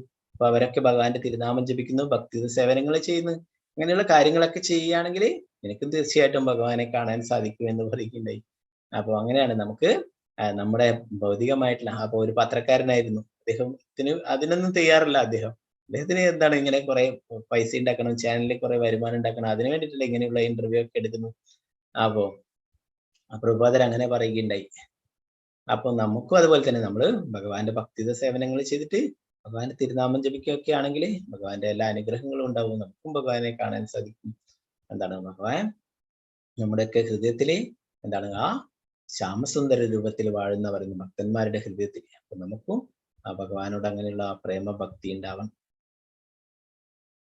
അർജുനൻ ഇവിടെ പറയുന്നു, എന്താണ്? ഈ അഷ്ടാംഗ യോഗയെ കുറിച്ചൊക്കെ പറഞ്ഞു കൊടുത്തപ്പോഴേ ഇവിടെ പറയുന്നു, അർജുൻ ചഞ്ചലം ഹി മന കൃഷ്ണ പ്രമാദി ബലവദൃഢം തസ്യാഹം നിഗ്രഹം മന്യേ വായോരിവാസു ദുഷ്കരം. മനസ്സ് ചഞ്ചലമാണ്, പ്രക്ഷുബ്ധമാണ്, അത് വഴങ്ങാത്തതും ബലമേറിയതുമാണ്. കൃഷ്ണ, അതിനെ നിയന്ത്രിക്കാൻ കാറ്റിനെ പിടിച്ചു നിർത്തുന്നതിനേക്കാൾ പ്രയാസമുണ്ടെന്ന് എനിക്ക് തോന്നുന്നു. അപ്പോ അർജുനൻ ഇതൊക്കെ കേട്ടു അല്ലെ, ഇതിനൊക്കെ മനസ്സിനൊക്കെ നിയന്ത്രിക്കലേ, ഇന്ദ്രിയങ്ങളെ നിയന്ത്രിക്കലേ. അപ്പോഴേ ഭഗവാനോട് പറയുന്നു, മനസ്സ് ചഞ്ചലമാണ്, പ്രക്ഷുബ്ധമാണ്, വഴങ്ങാത്തതും ബലമേറിയതുമാണ്, അതിനെ നിയന്ത്രിക്കാൻ സാധിക്കില്ല. എനിക്ക് വേണമെങ്കിൽ അർജുനന് ഭയങ്കരം അസ്ത്രവിദ്യയിലൊക്കെ നല്ല പാണ്ഡിത്യം ഉണ്ടല്ലേ, അത്രയും കഴിവുണ്ട്, അത് വെച്ചിട്ട് കാറ്റിനെ വരെ വേണ്ടിക്കില്ല നിയന്ത്രിക്കാൻ സാധിക്കും, എന്നാലും എനിക്ക് മനസ്സിനെ നിയന്ത്രിക്കാൻ പറ്റില്ല എന്ന് പറയും. അപ്പൊ ഇവിടെ ഒരു നമ്മുടെ ആചാര്യന്മാരൊക്കെ മനസ്സിനെ അതിനൊരു ഉപമ പറയും, മനസ്സ് ഒരു കുരങ്ങനെ പോലെയാണെന്ന് പറയും. നമ്മൾ തന്നെ വിചാരിച്ചാൽ മതി. നമ്മളിപ്പോ ഈ ഭഗവത്ഗീത ക്ലാസ് കേൾക്കുന്നിടത്ത് നമ്മൾ കുറെ കാര്യങ്ങൾ നമ്മൾ ചിന്തിക്കുന്നുണ്ടാവും അല്ലെ, നാളെ സൺഡേ ആണ്, നാളെ അവിടെ പോണം ഇവിടെ പോണം, പല ആവശ്യങ്ങളും, അതിനെക്കുറിച്ചൊക്കെ നമ്മളിപ്പോ ആലോചിക്കും അല്ലെ. അപ്പൊ നമ്മുടെ മനസ്സ് അങ്ങനെയാണ്, നമ്മുടെ മനസ്സ് ഒരു സ്ഥലത്തും സ്ഥിരമായിട്ട് നിൽക്കില്ലാതെ അതിങ്ങനെ അങ്ങോട്ടും ഇങ്ങോട്ടും ഓരോരോ സ്ഥലത്ത് ഇങ്ങനെ സഞ്ചരിച്ചു കൊണ്ടേയിരിക്കും. അപ്പോൾ ഇവിടെ ആചാര്യന്മാർ പറയുന്നു, മനസ്സ് ഒരു കുരങ്ങനെ പോലെയാണ്. കുരങ്ങൻ എന്താണ് പ്രത്യേകത? കുരങ്ങനെ ഒരു കൊമ്പിൽ നിന്ന് മറ്റൊരു കൊമ്പിലേക്ക് എപ്പോഴും ചാടിക്കൊണ്ടേയിരിക്കും അല്ലെ, ഒരു കൊമ്പിലും എന്താണ് അനങ്ങാതെ ഇരിക്കില്ല, എപ്പോഴും എന്തെങ്കിലും ചെയ്തുകൊണ്ടേയിരിക്കും, എന്തെങ്കിലും പ്രവൃത്തി ചെയ്തുകൊണ്ടേയിരിക്കും. പിന്നെന്താണ്, അവിടെ വൃന്ദാവനത്തിലൊക്കെ പോയവർക്കറിയാം, കുരങ്ങനെ എല്ലാം തിന്നേണ്ട വസ്തുക്കളായിട്ടാണ് കാണുക. നമ്മുടെ കയ്യിൽ എന്തുണ്ടെങ്കിലും അതൊക്കെ എടുത്തുകൊണ്ടുപോയി കടിച്ചു നോക്കും. നമ്മുടെ കണ്ണടയായിക്കോട്ടെ, നമ്മുടെ തൊപ്പി ആയിക്കോട്ടെ, നമ്മുടെ മൊബൈൽ ആയിക്കോട്ടെ, നമ്മുടെ ബാഗ് ആയിക്കോട്ടെ, എന്ത് നമ്മുടെ കയ്യിലുണ്ടെങ്കിലും അതൊക്കെ കുരങ്ങനെ എടുത്തുകൊണ്ടുപോകും, ഒരിക്കൽ കടിച്ചു നോക്കും, അങ്ങനെയാണ് ചെയ്യുക. അപ്പൊ എല്ലാം തിന്നേണ്ടതാണെന്നുള്ള ചിന്തയിലാണ് ആ കുരങ്ങനുള്ളത്. അപ്പൊ ഒരിക്കലും അത് അനങ്ങാതിരിക്കില്ല, ഒരു കൊമ്പിൽ നിന്ന് മറ്റൊരു കൊമ്പിലേക്ക് ചാടിക്കൊണ്ടേയിരിക്കും, അങ്ങനെ പല ഓരോരോ വികൃതികൾ ഇങ്ങനെ ചെയ്തുകൊണ്ടേയിരിക്കും. അപ്പൊ അതുപോലെയാണ് നമ്മുടെ മനസ്സെന്ന് പറയും. അതിനെന്താണ്, ആ കുരങ്ങനെ എന്താണ്, കുറച്ച് മദ്യം കൊടുത്തു കഴിഞ്ഞാൽ എങ്ങനെയാവും, അത് കൂടുതൽ അക്രമകാരിയാവും അല്ലെ. പിന്നെ അതിനൊരു തേള് കൂടി കടിച്ചാലോ അതിലും കൂടുതൽ ഇതാവും, അക്രമവും കാണിക്കും അല്ലെ. അതുപോലെയാണ് നമ്മുടെ മനസ്സെന്ന് പറയും, ഒരു കുരങ്ങനെ പോലെയാണെന്ന് പറയും. അതിനെ നിയന്ത്രിക്കുക വളരെ പ്രയാസമാണെന്ന് പറയും. അപ്പൊ അതിന് ഭഗവാൻ ഉത്തരം പറയുന്നു, കറക്റ്റ് തന്നെയാണെന്ന്. ശ്രീ ഭഗവാന് വാച അസംശയം മഹാബാഹോ മനോ ദുർനിഗ്രഹം ചലം അഭ്യാസേന തു കൗന്ദേയ വൈരാഗ്യേന ച ഗൃഹ്യതേ. ശ്രീ ഭഗവാൻ പറഞ്ഞു, മഹാബാഹുവായ കുന്തിപുത്ര, അസ്ഥിരമായ മനസ്സിനെ അടക്കുക എന്നത് തീർച്ചയായും ദുഷ്കരമാണ്. എന്നാൽ യുക്തമായ പരിശീലനം കൊണ്ടും നിസ്സംഗത കൊണ്ടും അത് സാധിക്കാവുന്നതാണ്. ഭഗവാനും പറയുന്നു, മനസ്സിനെ അടക്കുക എന്നത് തീർച്ചയായിട്ടും ദുഷ്കരമായിട്ടുള്ള കാര്യം തന്നെയാണെന്ന് പറഞ്ഞു. എന്നാൽ യുക്തമായിട്ടുള്ള പരിശീലനം കൊണ്ടും നിസ്സംഗത കൊണ്ടും അത് സാധിക്കാവുന്നതാണ്. നമുക്കെന്താണ് കലിയുഗത്തിൽ പറഞ്ഞിട്ടുള്ളത്? ഭഗവാന്റെ തിരുനാമം ജപിക്കാനാണ് പറഞ്ഞിട്ടുള്ളത് അല്ലെ. ഭഗവാന്റെ തിരുനാമം ജപിക്കുകയാണെങ്കിൽ ഒക്കെ നമുക്ക് നിയന്ത്രിക്കാൻ സാധിക്കും, ഇന്ദ്രിയങ്ങളെയും മനസ്സിനെയും ഒക്കെ നിയന്ത്രിക്കാൻ സാധിക്കും. പ്രാപ്യ പുണ്യകൃതാം ലോക മുഷിത്വാശാശ്വതി സമാം ശുചീനാം ശ്രീമതാം ഗേഹി യോഗഭ്രഷ്ടോപജായതേ. അപ്പൊ അർജുനൻ ചോദിക്കുന്നു, ഇങ്ങനെ എന്താണ് അഷ്ടാംഗ യോഗയൊക്കെ ചെയ്തിട്ട് അത് പൂർത്തീകരിക്കാൻ പറ്റാത്തവർക്ക് എന്താണ് സംഭവിക്കുക എന്ന് പറയുന്നു. അപ്പൊ അതിന് ഭഗവാൻ പറയുന്നു, അങ്ങനെ യോഗത്തിൽ പരാജിതനാകുന്നയാൾ പുണ്യം ചെയ്തവർക്കായുള്ള ഉപരിലോകങ്ങളിൽ ആനന്ദം അനുഭവിച്ചുകൊണ്ട് അസംഖ്യം സംവത്സരങ്ങൾ വാണതിനു ശേഷം നീതിനിഷ്ഠയുള്ള പുണ്യാത്മാക്കളുടെയോ ധനികരുടെയോ കുടുംബങ്ങളിൽ വീണ്ടും പിറക്കുന്നു. അപ്പോ അവർക്ക് എന്താ സംഭവിക്കുക? അവര് ഉപരിലോകങ്ങളിലൊക്കെ പോയിട്ട് ആനന്ദം അനുഭവിച്ചിട്ട് കുറെ കാലങ്ങൾക്ക് ശേഷം വീണ്ടും ഏതെങ്കിലും പുണ്യാത്മാക്കളുടെയോ ധനികരുടെയോ ഒക്കെ കുടുംബങ്ങളിൽ പിറക്കുന്നു എന്ന് പറയും. അപ്പൊ നമ്മൾ കൃഷ്ണാവബോധം ചെയ്യുമ്പോഴും അതുപോലെ തന്നെയാണ്.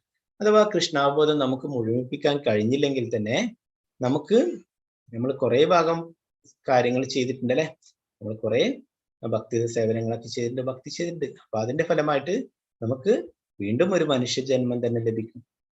എന്താണ് ആ ഭക്തി സേവനം പൂർത്തിയാക്കാനായിട്ട് ഒരു വൈഷ്ണവന്റെ കുടുംബത്തിലോ ഒരു ബ്രാഹ്മണന്റെ കുടുംബത്തിലോ ഒരു ധനികന്റെ കുടുംബത്തിലോ ഒക്കെ നമുക്ക് ജന്മം ലഭിക്കും അടുത്തത്. അങ്ങനെ ആ ജന്മത്തിൽ നമുക്ക് ഭക്തി സേവനങ്ങൾ ചെയ്തിട്ട് ഭഗവാന്റെ അടുത്തേക്ക് തിരിച്ച് പോകാൻ സാധിക്കും. അപ്പൊ നമ്മൾ എവിടെ വെച്ചാണോ നിർത്തിയിട്ടുള്ളത് അവിടെ വെച്ച് തുടങ്ങിയാൽ മതി. ഈ ആത്മീയമായിട്ടുള്ള സ്പിരിച്വൽ ആയിട്ടുള്ള കാര്യത്തിന് അങ്ങനെ ഒരു ഗുണമുണ്ട്.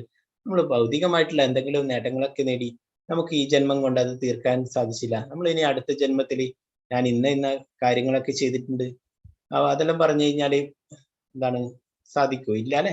നമ്മൾ വീണ്ടും എന്താണ് LKG മുതലേ പഠിച്ചു തുടങ്ങണം അല്ലെ. അപ്പൊ ആത്മീയമായിട്ടുള്ള കാര്യങ്ങൾ അങ്ങനെയല്ല. ആത്മീയമായിട്ട് നമ്മൾ എന്തൊക്കെ ചെയ്തിട്ട് എവിടെ വെച്ച് നിർത്തിയോ അവിടെ വെച്ച് നമ്മൾ വീണ്ടും തുടങ്ങിയാൽ മതി. അതാണ് നമ്മൾ ചെറിയ കുട്ടികളെയൊക്കെ കണ്ടിട്ടുണ്ടാവും. അവരൊക്കെ ഭഗവത്ഗീത ശ്ലോകങ്ങൾ പാടുന്നു, ഭാഗവതം ശ്ലോകങ്ങൾ വായിക്കുന്നു. അങ്ങനെയുള്ള കുറെ കാര്യങ്ങൾ ചെയ്തിട്ടുണ്ടാവും. എന്താണ് ഒരു പൂർവ്വജന്മത്തിൽ ചെയ്തിട്ടുള്ളത് അതിന്റെ ബാക്കിയാണ് വീണ്ടും അവർ ചെയ്യുന്നത്. ഭഗവാൻ എന്താണ് അവസാനമായിട്ട് പറയുന്നു, യോഗിനാമപി സർവേഷാം മധ്യതേനാന്തരാത്മന ശ്രദ്ധാവാൻ ഭജതേ യോ മാം സമേയുക്ത തമോ മദ.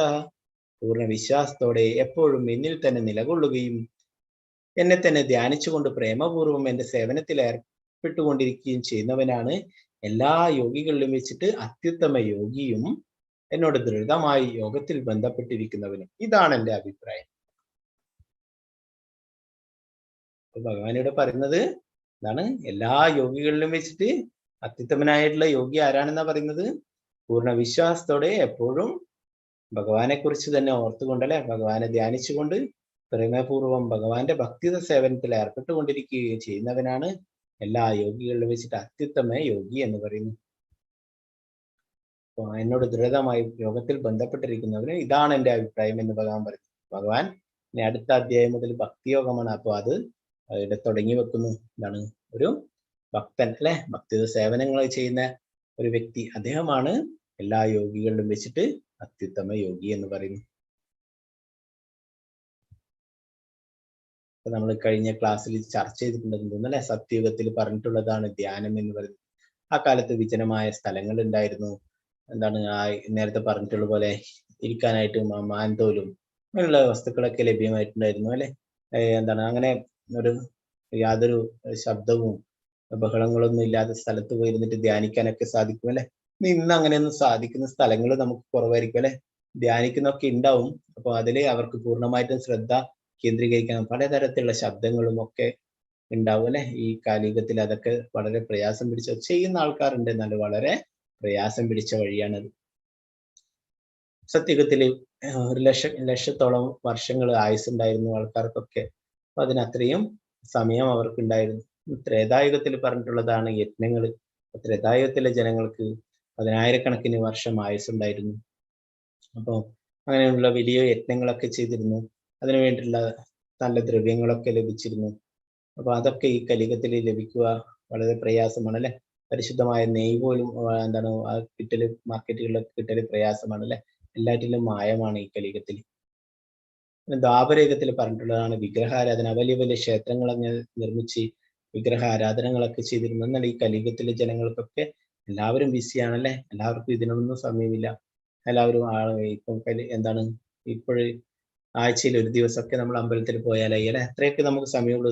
ദിവസമുള്ള നമ്മുടെ ജോലിയും ഇതൊക്കെ ആയിട്ട് നമ്മൾ എപ്പോഴും ബിസിയാണ് അല്ലെ. ഇതൊക്കെ ഈ കലിയുഗത്തിൽ വളരെ പ്രയാസമാണ് ഇങ്ങനെയുള്ള കാര്യങ്ങളൊക്കെ ചെയ്യുക. എന്നാലും കലിയുഗത്തിലും വിഗ്രഹാരാധനകൾ ചെയ്യുന്നുണ്ട്. അത് നല്ല കാര്യം തന്നെ. അതിന്റെ കൂടെ തന്നെ ഭഗവാന്റെ തിരുനാമം ജപിക്കണം. അപ്പൊ ദ്വാപരയുഗത്തിലെ 1000-കണക്കിന് വർഷങ്ങള് ജനങ്ങൾക്ക് ആയുസ്സുണ്ടായിരുന്നു. ഇപ്പൊ കലിയുഗത്തില് ആയുസ് അത്രയും വളരെ കുറവാ അല്ലെ. നമുക്കറിയില്ല എത്ര വരെയാണ് നമ്മുടെ ആയുസ്സെന്ന് നമുക്ക് പറയാൻ സാധിക്കില്ല.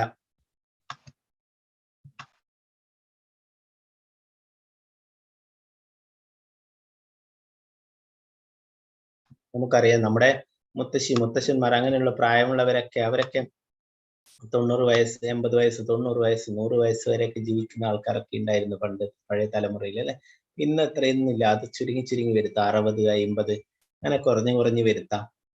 എത്രയാണെന്നൊന്നും അറിയില്ല അല്ലെ. അപ്പൊ അങ്ങനെ എന്താണ് പ്രായേണ അല്പായുഷ എന്താണ് അത്രയും കലിയുഗത്തില് അല്പായുസുക്കളാണ് എല്ലാവരും. അപ്പോ അതുകൊണ്ട് തന്നെ ഈ കലിയുഗത്തിൽ ഈ കാര്യങ്ങളൊക്കെ ചെയ്യൽ വളരെ പ്രയാസമാണ്. ധ്യാനമായാലും യജ്ഞങ്ങൾ ചെയ്യലായാലും വിഗ്രഹാരാധന. അപ്പൊ കലിയുഗത്തിൽ പറഞ്ഞിട്ടുള്ള ആ യുഗധർമ്മം എന്ന് പറയുന്നത് ഹരിനാമ സങ്കീർത്തനമാണ്. ഭഗവാന്റെ തിരുനാമം ജപിക്കുക, കീർത്തനം ചെയ്യുക എന്നുള്ളത്. ഓരോരോ കാലത്തും ഓരോരോ നിയമങ്ങളുണ്ട്. നമുക്കറിയാം ഓരോരോ ഭരണാധികാരികൾ വരുമ്പോൾ ഓരോ നിയമമായിരിക്കും അല്ലെ. നമ്മൾ അതാണ് പാലിക്കേണ്ടത്. അല്ലാണ്ട് മുന്നേയുള്ള നിയമം ഇങ്ങനെയായിരുന്നു എന്ന് പറഞ്ഞ് നമുക്ക് ഇപ്പോഴത് പാലിച്ചാൽ ശരിയാവോ? ഇല്ല അല്ലെ. ഓരോരോ കാലഘട്ടത്തിൽ ഓരോരോ ഭരണാധികാരികൾ വരുമ്പോൾ ഓരോരോ നിയമങ്ങളൊക്കെ ഉണ്ടാക്കും അല്ലെ. അതാണ് നമ്മൾ ആ ഭരണാധികാരിയുടെ കാലത്ത് നമ്മൾ ആ നിയമങ്ങളാണ് അനുസരിക്കേണ്ടത് അല്ലെ. അപ്പൊ അതുപോലെ തന്നെ ഓരോരോ യുഗത്തിനും ഓരോ യുഗധർമ്മങ്ങൾ പറഞ്ഞിട്ടുണ്ട്. അപ്പൊ കലിയുഗത്തിന് പറഞ്ഞിട്ടുള്ള യുഗധർമ്മം എന്ന് പറയുന്നത് ഹരിനാമ സങ്കീർത്തന, ഭഗവാന്റെ തിരുനാമം ജപിക്കുക എന്നുള്ളതാണ് ഈ കലിയുഗത്തിൽ പറഞ്ഞിട്ടുള്ളത്.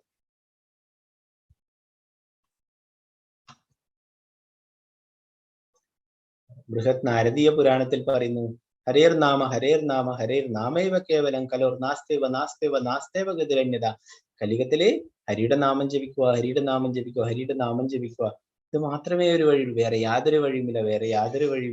യാതൊരു വഴിയുമില്ല എന്ന് ഉറപ്പിച്ചു പറയുന്നു. ഒരേ കാര്യം തന്നെ 3 പ്രാവശ്യം പറയുന്നു. എന്താണത്? അത്രയും എന്താണ് പ്രശസ്തമായ കാര്യം, അത്രയും എന്താണ് നമ്മൾ ശ്രദ്ധയോടെ അനുസരിക്കേണ്ട കാര്യമാണ്. അതുകൊണ്ട് 3 പ്രാവശ്യം ഒരേ കാര്യം തന്നെ ഉറപ്പിച്ചു പറയുന്നു. ഭഗവാന്റെ തിരുനാമം ജപിക്കൽ മാത്രമേ ഈ കലിയുഗത്തിൽ രക്ഷയുള്ളൂ എന്ന് പറയുന്നു. വേറെ എന്നും എന്താണ് അത്ര കണ്ട് സക്സസ് ആവില്ല തിരുനാമം ജപിക്കുന്നതിനോട്. അത് മാത്രമാണ് നമുക്ക് ഒരേ വഴിയുള്ളൂ എന്ന് പറയുന്നത്. ഇവിടെ കാണാം ആ ഗുരുകുലത്തിലുള്ള കുട്ടികളൊക്കെ അവരൊക്കെ ബ്രഹ്മ മുഹൂർത്തത്തിൽ എഴുന്നേറ്റിട്ട് ഭഗവാന്റെ തിരുനാമം ജപിക്കുന്നു. അപ്പൊ നമുക്കൊരു ബിൽഡിങ്ങിന്റെ മുകളിലേക്ക് പോകാനായിട്ട് 2 വഴികളുണ്ട് അല്ലെ. ഒന്ന് ലിഫ്റ്റിൽ നമുക്ക് പോവാം, ഈസി ആയിട്ട് വളരെ വേഗത്തിൽ അവിടെ എത്തിച്ചേരാം അല്ലെ. സ്റ്റെയർകേസ് വഴിയും പോവാം, അവിടെ എത്തും അല്ലെ. അതെന്നാൽ കുറച്ച് പ്രയാസം പിടിച്ച വഴിയാ അല്ലെ. എന്താണ് പ്രായമുള്ളവരൊക്കെ ആണെങ്കിൽ സ്റ്റെയർകേസ് കയറി തളരും അല്ലെ. അപ്പൊ അവർക്ക് ഈ ലിഫ്റ്റിലൂടെ ആകുമ്പോൾ പെട്ടെന്ന് പോകാൻ പറ്റും അല്ലെ. അപ്പൊ ഈ 2 വഴിയുണ്ട്, 2 ബിൽഡിങ്ങിന്റെ ഉള്ളിലേക്ക് എത്തുന്നതന്നെ അല്ലെ. അപ്പൊ ഈസി ആയിട്ടുള്ള വഴി ഏതാണ്? ഈ ലിഫ്റ്റിലൂടെ പോകുന്നതാണ് അല്ലെ. അപ്പൊ അതുപോലെ തന്നെയാണ് ഭക്തിയോഗയാണ് എളുപ്പമായിട്ടുള്ള വഴി. മറ്റേത് എന്താണ്? ധ്യാനയോഗം, അഷ്ടാംഗയോഗം അതൊക്കെ നല്ല തന്നെയാണ്, എന്നാല് അത് കുറച്ച് പ്രയാസം പിടിച്ച വഴിയാണ്.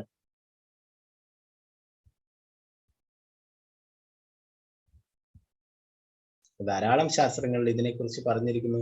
ഭഗവാന്റെ തിരുനാമത്തിന്റെ മഹാത്മ്യത്തെ കുറിച്ചിട്ട്. ചൈതന്യ മഹാപ്രഭുവിനെ കുറിച്ച് നമ്മൾ പറഞ്ഞിട്ടുണ്ടായിരുന്നു അല്ലെ. കലിയുഗത്തിലെ 534 വർഷങ്ങൾക്ക് മുമ്പേ ചൈതന്യ മഹാപ്രഭു നവദ്വീപിലെ അവതരിച്ചു ഭഗവാന്റെ തിരുനാമം പ്രചരിപ്പിക്കാനായിട്ട്. ഇതൊക്കെ നമുക്ക് ഈ ലീലകൾ നടന്ന സ്ഥലങ്ങളും ചൈതന്യ മഹാപ്രഭുവിന്റെ ജന്മസ്ഥലമൊക്കെ നമുക്ക് ഇപ്പോഴും അവിടെ പോയാൽ കാണാൻ സാധിക്കും. പശ്ചിമ ബംഗാളിലെ നവദ്വീപില് അവിടെ പോയി കഴിഞ്ഞാൽ നമുക്ക് മായാപൂർ എന്ന സ്ഥലത്ത് നമുക്ക് ഇതൊക്കെ കാണാൻ സാധിക്കും. നമ്മൾ നേരത്തെ പറഞ്ഞല്ലേ, ഭഗവാന്റെ തിരുനാമം 108 പ്രാവശ്യം ജപിക്കാൻ വേണ്ടിയിട്ട് മാലയിൽ നമ്മൾ ജപിക്കും. ഹരേ കൃഷ്ണ മഹാമന്ത്രം ജപിക്കുന്നതിന്റെ മുന്നേ ആയിട്ട് എന്താണ് ഈ പഞ്ചതത്വ മന്ത്രം ജപിക്കാൻ പറഞ്ഞിട്ടുണ്ടായിരുന്നു അല്ലെ. ജയ ശ്രീകൃഷ്ണ ചൈതന്യ പ്രഭു നിത്യാനന്ദ ശ്രീ അദ്വൈത ഗദാധര ശ്രീവാസാദി ഗൗരഭക്ത വൃന്ദ. ഇതാണ് പഞ്ചതത്വ മന്ത്രം. പഞ്ചതത്വ എന്ന് പറയുന്നത് ആരൊക്കെയാണെന്ന് നമുക്ക് നോക്കാം. ഈ മധ്യത്തിലായിട്ട് കാണുന്നത് ഇതാണ് ചൈതന്യ മഹാപ്രഭു. സാക്ഷാൽ കൃഷ്ണൻ തന്നെ കലിയുഗത്തിൽ ചൈതന്യ മഹാപ്രഭുവായിട്ട് അവതരിക്കുകയുണ്ടായി. ഇവിടെ നീല വസ്ത്രം ധരിച്ചിരിക്കുന്നത് കാണാം. അത് നിത്യാനന്ദ പ്രഭു. നിത്യാനന്ദ പ്രഭു സാക്ഷാൽ ബലരാമൻ തന്നെയാണ് നിത്യാനന്ദ പ്രഭുവായി കലിയുഗത്തില് അവതരിച്ചിട്ടുള്ളത്. ഇവിടെ കാണാം വെളുത്ത വസ്ത്രം ധരിച്ചിട്ടുള്ളത് അദ്വൈത ആചാര്യർ. ഇത് സദാശിവന്റെയും മഹാവിഷ്ണുവിന്റെയും കൂടി ചേർന്നിട്ടുള്ള അവതാരമാണ്. ഈ അദ്വൈത ആചാര്യരാണ് എല്ലാ ദിവസവും സാലിഗ്രാം ശിലയില് ഗംഗാജലവും തുളസിയും അർപ്പിച്ചിട്ട് എപ്പോഴും ഭഗവാനോട് പ്രാർത്ഥിക്കും. ഈ കലിയുഗത്തിലെ ജനങ്ങൾ അത്യന്തം പാപികളാണ്. അവർക്ക് ഭഗവാന്റെ തിരുനാമത്തെക്കുറിച്ച് ഭക്തി സേവനത്തെക്കുറിച്ചും ഒന്നും അറിയില്ല. അവർക്ക് എത്ര കണ്ട് പറഞ്ഞു കൊടുത്താലും അവർക്കൊന്നും അത് ഉൾക്കൊള്ളാൻ സാധിക്കുന്നില്ല. അതുകൊണ്ട് ഭഗവാനെ, ശ്രീകൃഷ്ണ ഭഗവാനെ അങ്ങ് തന്നെ സ്വയം വന്നാൽ മാത്രമേ ഇവരെയൊക്കെ ഉദ്ധരിക്കാൻ സാധിക്കുള്ളൂ എന്ന് പറഞ്ഞിട്ട് എപ്പോഴും പ്രാർത്ഥിച്ചു കൊണ്ടേയിരിക്കും. ആ അദ്വൈതാചാര്യരുടെ പ്രാർത്ഥന പ്രകാരമാണ് ചൈതന്യ മഹാപ്രഭു അവതരിച്ചിട്ടുണ്ടായിരുന്നത്. പിന്നീട് ഇവിടെ കാണാം ഇത് ഗദാധര പണ്ഡിറ്റ്. ഇത് സാക്ഷാൽ രാധാറാണി തന്നെയാണ് ഗദാധര പണ്ഡിറ്റായിട്ട് അവതരിച്ചിട്ടുള്ളത്. ശ്രീവാസ് പണ്ഡിറ്റ്, ഇത് നാരദമുനിയുടെ അവതാരമാണ്. നാരദമുനി കലിയുഗത്തിലെ ശ്രീവാസ് പണ്ഡിറ്റായിട്ട് അവതരിച്ചിട്ടുള്ളത്. അപ്പൊ ഇതാണ് പഞ്ചതത്വം. ചൈതന്യ മഹാപ്രഭുവും അദ്ദേഹത്തിന്റെ പാർഷദന്മാരും. ആ മന്ത്രമാണ് ജയ ശ്രീകൃഷ്ണ ചൈതന്യ പ്രഭു നിത്യാനന്ദ ശ്രീ അദ്വൈത ഗദാധര ശ്രീവാസാദി ഗൗരഭക്ത വൃന്ദ.